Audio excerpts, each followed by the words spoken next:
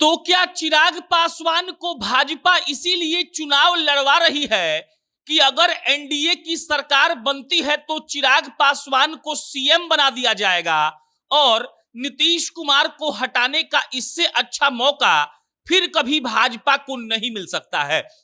आप सबने ये खबर सुन ली होगी कि चिराग पासवान इस बार बिहार विधानसभा का चुनाव लड़ेंगे और तो और किसी जनरल सीट से लड़ेंगे। और इसके बाद राजनीतिक गलियारों में इस बात की चर्चा हो रही है कि क्या चिराग पासवान अब सीएम बन जाएंगे बिहार के। और ऐसा हम क्यों कह रहे हैं ये आपको हम इस वीडियो में समझाएंगे और आपको भी इस वीडियो के खत्म होने के बाद समझ में आ जाएगा कि इस लॉजिक में कितना दम है और जो हम कह रहे हैं वो हो ना हो सही ही है।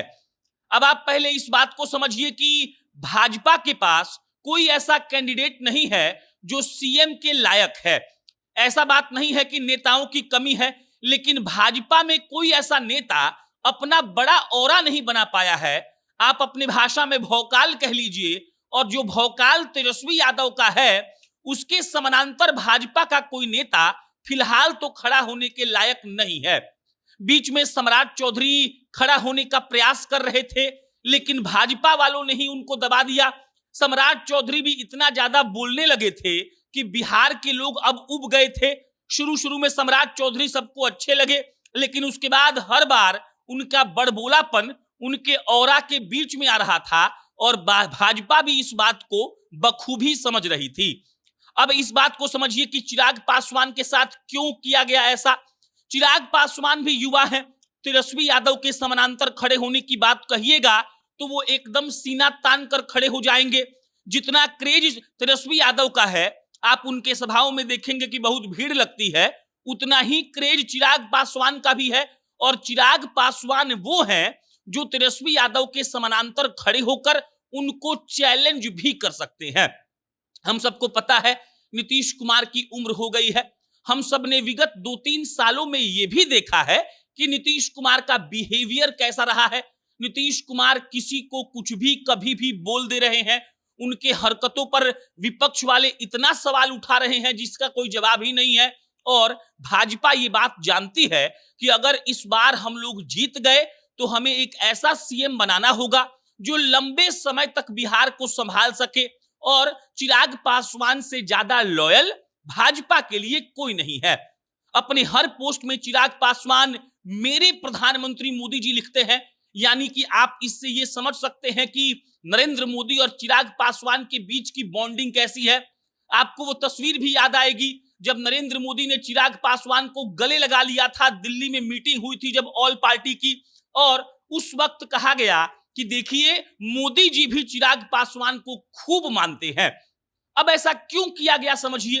देखिए, अगर किसी आदमी का नाम का ऐलान भाजपा अपने पार्टी में करे तो सबको पता है कि अलग अलग गुट बटा हुआ है।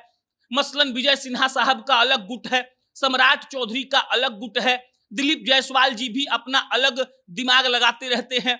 और ऐसे में भाजपा को एक ऐसा चेहरा चाहिए था जो तेजस्वी के सामने खड़ा भी हो, उसके साथ भविष्य की कल्पना भी की जा सके और बिहार के लोग जिस पर भरोसा भी कर सके। चिराग पासवान जाति के हिसाब से भी फिट बैठते हैं। और ये तमाम चीजों को जब आप एक फ्रेम में रखेंगे तब आपको समझ में आएगा कि चिराग पासवान के साथ ऐसा क्यों हुआ और ये निर्णय क्यों लिया गया कि चिराग पासवान इस बार बिहार विधानसभा का चुनाव लड़ेंगे, जबकि 1 साल पहले वो सांसद बनकर लोकसभा में पहुंचे हैं। अब इसका एक और बात समझिए। चिराग पासवान के पार्टी की तरफ से उनके अरुण भारती जी ने, जो उनके जीजा भी हैं, उन्होंने कहा है कि वो जनरल सीट से लड़ेंगे। इसका भी अपने आप में पॉलिटिकल मायना है। पॉलिटिकल मायना ये है कि मतलब चिराग पासवान के पार्टी वाले, भाजपा वाले, एनडीए वाले आप कह सकते हैं, वो ये साबित करना चाहते हैं कि चिराग पासवान बिहार में कहीं से भी चुनाव लड़कर जीत सकते हैं।